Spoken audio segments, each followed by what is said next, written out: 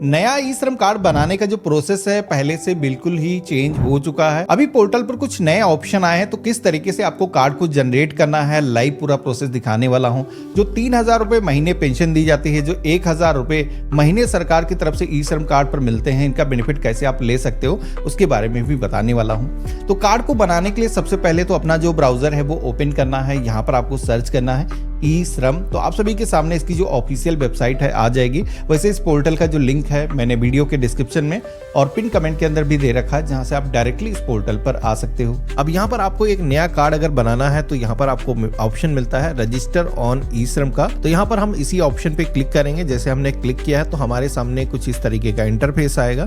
अब यहाँ पर आप सभी को सबसे पहले तो आपको अपना जो मोबाइल नंबर है एंटर करना है। मोबाइल नंबर आपको वही यूज करना है जो आपके आधार से लिंक हो।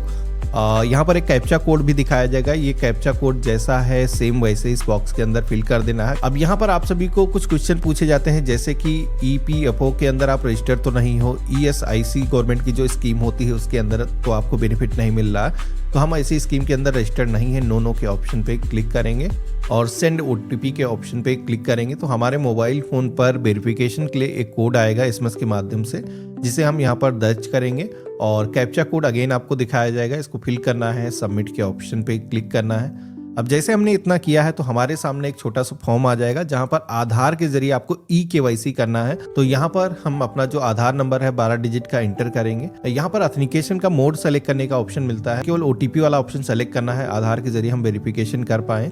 और कैप्चा कोड यहाँ पर सेम आपको फिल करना है, आई एग्री के ऑप्शन पे क्लिक करना है और सबमिट के ऑप्शन पे क्लिक करना है। तो यहाँ पर आप सभी के आधार से जो भी मोबाइल नंबर लिंक होगा उस पर एक वेरिफिकेशन के लिए OTP आएगा। तो हमने सेम ही यूज किया है, तो उस पर एक बार फिर से आपको UIDAI की तरफ से मैसेज आएगा जिसमें एक कोड होगा, वो 6 डिजिट का कोड यहाँ पर इंटर करना है, कैप्चा कोड दिखाया जाएगा। ये कैप्चा कोड सेम इस बॉक्स के अंदर फिल करना है और सबमिट के ऑप्शन पे क्लिक करना है। तो इस तरीके से आप देखोगे कि आधार के जरिए हमारा जो ऑथेंटिकेशन है वो सक्सेसफुली हो चुका है। हमारे आधार कार्ड पर जो भी हमारी इंफॉर्मेशन मौजूद थी वो यहाँ पर फेच होकर के आ चुकी हैं। केवल जो भी इंफॉर्मेशन यहाँ पर पहले से ब्लैंक है वो हमें फिल करना है, जिसमें हम यहाँ पर continue to enter other detail के ऑप्शन पे क्लिक करेंगे। तो यहाँ पर हमारा जो मोबाइल नंबर है रजिस्ट्रेशन पेज से ही आ चुका है। इमरजेंसी मोबाइल नंबर, परिवार का कोई दूसरा मोबाइल नंबर है तो आप दे सकते हो, नहीं इनकेस तो छोड़ भी सकते हो। ईमेल आईडी यहाँ पर आपको इंटर करना है, तो आप शादीशुदा हो या अनमैरिड हो, यहाँ पर अपने अकॉर्डिंग आपको सिलेक्शन करना है। और यहाँ पर फादर का नाम फिल करना है इंग्लिश लैंग्वेज में, इसी तरीके से मदर का नाम यहाँ पर इंटर करेंगे। सोशल कैटेगरी का ऑप्शन मिलता है जिसमें SC ST OBC जनरल, जिस भी कैटेगरी से आप हो आपको अपने अकॉर्डिंग सिलेक्शन करना है। यहाँ पर आपको सिलेक्शन के साथ ही में सोशल कैटेगरी का सर्टिफिकेट अपलोड करने का भी ऑप्शन मिलता है। तो कास्ट सर्टिफिकेट अगर आपने कभी अप्लाई किया है, बनवाया है, तो आप यहाँ पर दे सकते हो। अगर आपके पास में अभी नहीं है तो ऐसा कोई ज़रूरी नहीं कि मैंडेटरी है अभी आपको अपलोड करना है। ऐसे भी आपका जो ई श्रम कार्ड है बन जाएगा, आप बाद में भी कभी बनवाते हो उसके बाद में अपलोड कर सकते हो। कोई भी अगर विकलांग व्यक्ति है तो उसे यहाँ पर टिक करना है, विकलांगता का टाइप बताना है। मेरे केस में अप्लीकेबल है नहीं तो इसको हम ऐसे ही छोड़ देंगे। यहाँ पर नॉमिनी परिवार का जो भी सदस्य जिसको भी आप बनाना चाहते हो उसकी डिटेल इंटर करना है, जैसे कि नाम फिल करेंगे। नॉमिनी की डेट ऑफ बर्थ क्या है तो यहाँ पर कैलेंडर के ऑप्शन पे क्लिक करके हम सेलेक्ट कर लेंगे। तो जिसको भी आपको यहाँ पर नॉमिनी बनाना है आपको यहाँ पर उसकी जो डिटेल्स है इंटर कर लेना है। इसी के साथ में नॉमिनी का जो एड्रेस है यहाँ पर आप सभी को एड्रेस कंप्लीट इंटर करना है। नॉमिनी के पास में कोई मोबाइल नंबर है तो आप बता सकते हो, हालांकि ये इन्फॉर्मेशन जरूरी नहीं है। अगर नॉमिनी का सेक्शन आप छोड़ना भी चाहो तो आप छोड़ भी सकते हो। मैंने जैसे कि साथी के साथ फिल कर लिया है। यहाँ पर सेव एंड कंटिन्यू के ऑप्शन पे क्लिक करेंगे तो यहाँ पर इस तरीके से देखोगे कि एक स्टेप हमने सक्सेसफुली कंप्लीट कर लिया है। अगला सेक्शन आता है जहाँ पर आप सभी को सबसे पहले तो रेसिडेंशियल डिटेल आप सभी को इंटर करना है, जिसमें कि सबसे पहले आपका जो भी स्टेट है वो सेलेक्ट करना है। डिस्ट्रिक्ट है, होम जो डिस्ट्रिक्ट है आपको सेलेक्ट करना है। स्टेट स्पेसिफिक ID आप सभी के लिए है नहीं, ये आपको पता भी नहीं होगा, तो इसको इंटर करने की जरूरत नहीं है। अब यहाँ पर जो करंट एड्रेस आप सभी को इंटर करने के लिए बोला जा रहा है, इसके अंदर आपको अपना जो कंप्लीट करंट यानी कि वर्तमान जो पता है वो इंटर करना है। अब इन केस आप काम के सिलसिले में किसी दूसरी लोकेशन में रहते हो तो आप अपना वर्तमान पता यहाँ पर बता सकते हो। आप शहरी क्षेत्र से हो तो यहाँ पर अर्बन सेलेक्ट करोगे, अदरवाइज रूरल वाला ऑप्शन सेलेक्ट करना है और यहाँ पर आप सभी को अपना जो वर्तमान एड्रेस है वो एंटर करना है। इन केस आपके केस में सारा सेम ही है, जैसे कि आधार कार्ड पर जो एड्रेस है वही आपका वर्तमान पता भी है, तो आप वही एड्रेस दोबारा से भी यहाँ पर एंटर कर सकते हो। यहाँ पर address line first, address line second में एड्रेस अपना कंप्लीट फिल करना है, स्टेट सेलेक्ट करना है और वर्तमान पता का जो भी डिस्ट्रिक्ट है वो आपको चूज करना है। अब ऊपर जो एड्रेस आपने एंटर किया है वो एड्रेस पर कब से आप निवास कर रहे हो, तो यहाँ पर आप इस टैब पे क्लिक करोगे तो कई सारे ऑप्शन आ जाएंगे, जैसे कि 1 साल, 2 साल, 5 साल, 10 साल। यहाँ पर आप अपने अकॉर्डिंग सेलेक्ट कर सकते हो। अगर आप उसी पते पर रह रहे हो जो आपका जन्म स्थान है तो आप यहाँ पर अपनी एज के अकॉर्डिंग जितने भी साल के आप हो उस तरीके से सेलेक्ट कर सकते हो। इसी के साथ में अब अगला ऑप्शन मिलता है परमानेंट एड्रेस का। तो जैसे कि ये जो एड्रेस है, जिस तरीके से हमने ऊपर एड्रेस अपना कंप्लीट फिल किया है उसी तरीके से अब जहां पर भी हम रहते हैं, जैसे कि आधार कार्ड पर जो एड्रेस है वो एड्रेस आपको यहाँ पर फिल करना है। तो शहरी क्षेत्र से हो तो अर्बन, अदरवाइज रूरल वाला ऑप्शन सेलेक्ट करना है और यहाँ पर address line first, address line second में अपना जो कंप्लीट एड्रेस है एंटर करना है, अपना स्टेट सेलेक्ट करना है, डिस्ट्रिक्ट चूज करना है। सेव एंड कंटिन्यू के ऑप्शन पे क्लिक करते ही अगला सेक्शन आता है एजुकेशन एंड क्वालिफिकेशन का, जहाँ पर सबसे पहले तो आप क्वालिफिकेशन की टैब पे क्लिक करोगे तो कई सारे ऑप्शन यहाँ पर मिल जाते हैं, जिसमें कि आपका क्वालिफिकेशन का लेवल क्या है आपको सिलेक्शन करना है। तो जैसे कि कोई प्राइमरी में है, आपने हाई स्कूल किया है या ग्रेजुएशन किया है, कई सारे ऑप्शन दिए गए हैं। जैसे कि कोई अनपढ़ है, पढ़ा लिखा नहीं, तो नॉट रिलेटेड वाला भी ऑप्शन दिया गया है, आप अपने अकॉर्डिंग सिलेक्शन कर सकते हो। यहाँ पर ये करने के बाद में आप सभी से एजुकेशन सर्टिफिकेट भी अपलोड करने के लिए बोला जाता है, तो आप चाहो तो अपलोड कर सकते हो, हालांकि मैंडेटरी नहीं है, कार्ड बन जाएगा।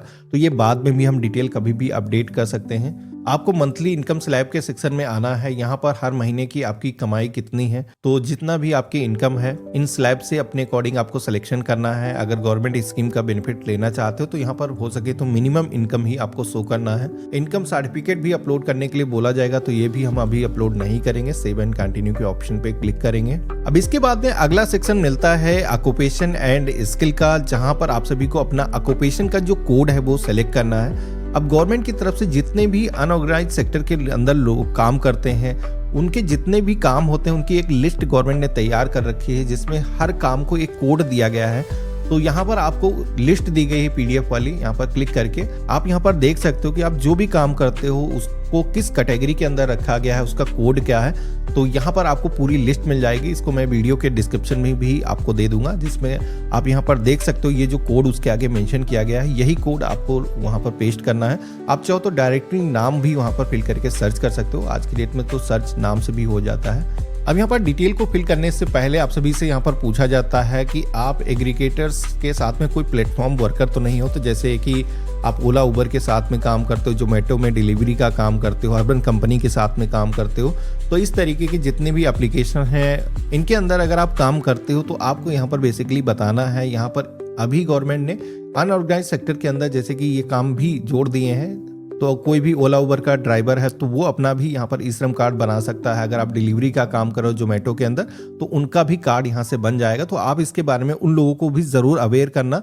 जो लोग डिलीवरी कर रहे हैं उनको भी इसके बारे में जरूर बताना, जिससे कि वो लोग भी अपना जो कार्ड है वो बना पाए। तो यहाँ पर जैसे कि मैं प्लेटफॉर्म वर्कर नहीं हूँ, मैंने नो के ऑप्शन पे क्लिक किया है। अब हमें यहाँ पर प्राइमरी ऑक्यूपेशन के सेक्शन में आना है। यहाँ पर आपको अपना जो एनसीओ कोड है जो आपने यहाँ पर लिस्ट में से फेच किया वो आपको इंटर करना है, या फिर उसका जो नाम है जो भी आपने लिस्ट के अंदर देखा आपके बिजनेस का या आप जो भी काम करते हो उसका जो नाम है वो आपको यहाँ पर एंटर करना है। तो जैसे कि कोई कारपेंटर है, यहाँ पर जैसे कि आप सर्च करोगे तो यहाँ पर आप देखोगे कि सजेशन आना शुरू हो जाते हैं। तो आप जैसे टाइप करोगे, सी जैसे टाइप करोगे, उसके आगे का जो सजेशन यहाँ पर दिखाया जाता है। तो इस तरीके से आपका जो भी काम करते हो आप यहाँ पर डायरेक्टली भी फेच कर सकते हो।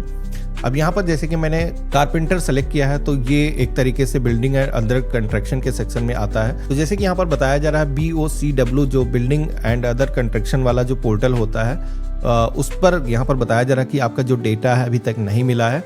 तो मे भी हो सकता है आपने इससे पहले कभी भी स्टेट गवर्नमेंट के पोर्टल पर अप्लाई ना किया हो। तो यहाँ पर बताया जा रहा है यहाँ पर रजिस्ट्रेशन करने के बाद में आप उसको भी रजिस्टर कर लो, जिससे कि स्टेट गवर्नमेंट की तरफ से सेपरेट अगर कोई योजना चालू की जाए तो उसका भी बेनिफिट आपको मिल जाए। तो हम क्लोज कर देंगे, हम उसका रजिस्ट्रेशन बाद में कर लेंगे। अब यहाँ पर ये जो ऑक्यूपेशन की डिटेल है जैसे कि हमने इंटर किया है, यहाँ पर ऑटोमेटिक फैमिली नेम सेक्टर जो भी है वो सेलेक्ट होकर के आ चुका है।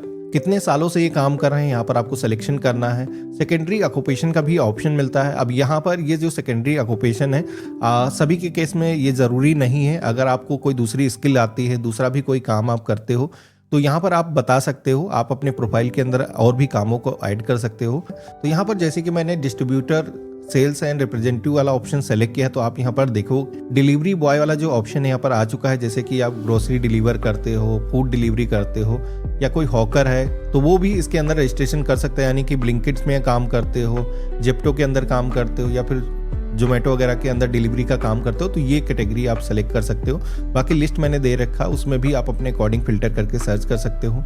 ऑक्यूपेशन सर्टिफिकेट भी यहाँ पर अपलोड करने के लिए बोला जाता है। तो अगर आप सभी को जोमेटो या फिर स्विगी की तरफ से रजिस्ट्रेशन करने के बाद में कोई एप्लीकेशन का रजिस्ट्रेशन ऑनबोर्डिंग का सर्टिफिकेट है तो आप अपलोड कर सकते हो। अब यहाँ पर आप सभी से पूछा जाता है कि ये जो स्किल है किस तरीके से आपने एक्वायर करी है, क्या कोई फॉर्मल या टेक्निकल ट्रेनिंग हासिल की है, या फिर कोई ट्रेनिंग आपने नहीं ली है। तो जैसे कि मुझे इसके बारे में कोई ट्रेनिंग नहीं मिली है। किस तरीके से हमने सीखा, तो सेल्फ लर्निंग हो सकती है, या फिर जॉब करते करते हमने सीखा। तो यहाँ पर ऑप्शन मिलते हैं, आपको बेसिकली अपने काम के बारे में बताना है, किस तरीके से सीखा है। यहाँ पर आप सभी से ये भी पूछा जाता है कि क्या ये जो काम आप कर रहे हो अभी, इसको और भी अपग्रेड करना चाहते हो, गवर्नमेंट की तरफ से कोई ट्रेनिंग अगर प्रोवाइड की जाए तो क्या उसको अटेंड करना चाहते हो। तो अगर आप इंटरेस्टेड हो तो यहाँ पर सेलेक्ट कर सकते हो, अदरवाइज आप इसको छोड़ भी सकते हो। सेव एंड कंटिन्यू के ऑप्शन पे क्लिक करना है।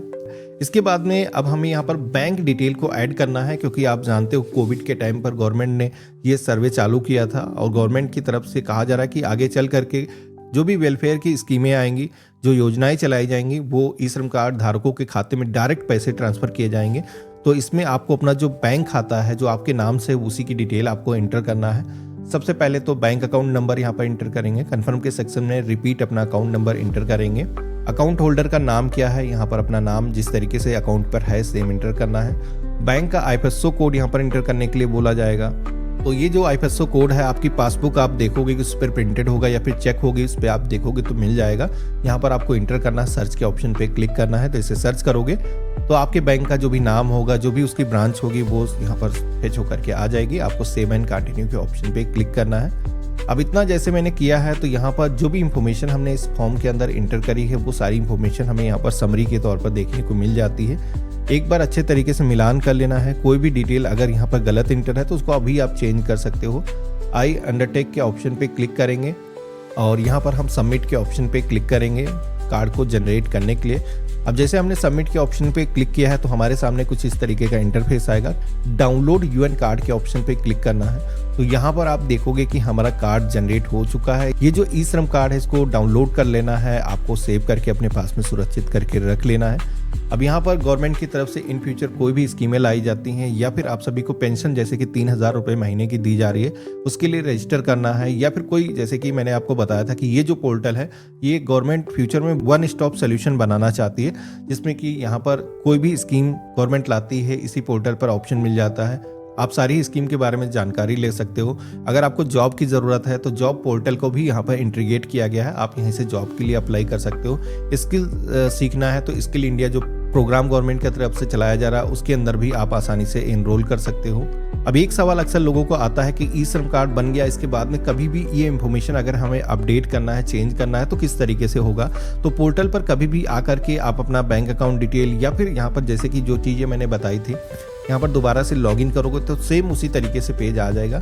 आपको कोई भी इंफॉर्मेशन अपडेट करना है, जैसे कि एड्रेस आपको अपडेट करना है, या फिर आपको अपना ऑक्यूपेशन की स्किल को अपडेट करना है, तो वो सारी चीज़ कभी भी आप आकर के यहाँ पर अपडेट कर सकते हो। बाकी यहाँ पर आपका फोटोग्राफ चेंज करना है, या फिर अपना नेम में कोई करेक्शन करना है, तो ये जो करेक्शन है वो बेसिकली आधार में जब आप करोगे करेक्शन, उसके बाद में उस आधार के जरिए दोबारा से जब आप लॉगिन करोगे तो आपकी जो इन्फॉर्मेशन है ऑटोमेटिक यहाँ पर आधार का डेटा के अकॉर्डिंग अपडेट हो जाएगी। तो देखा आपने, इस तरीके से हम अपना जो ई श्रम कार्ड है फ्यूमनेट के अंदर खुद से ही बना सकते हैं। आशा करता हूँ आज का जो वीडियो है आप सभी को काफी पसंद आया होगा। वीडियो पसंद आया तो इसे लाइक जरूर करना।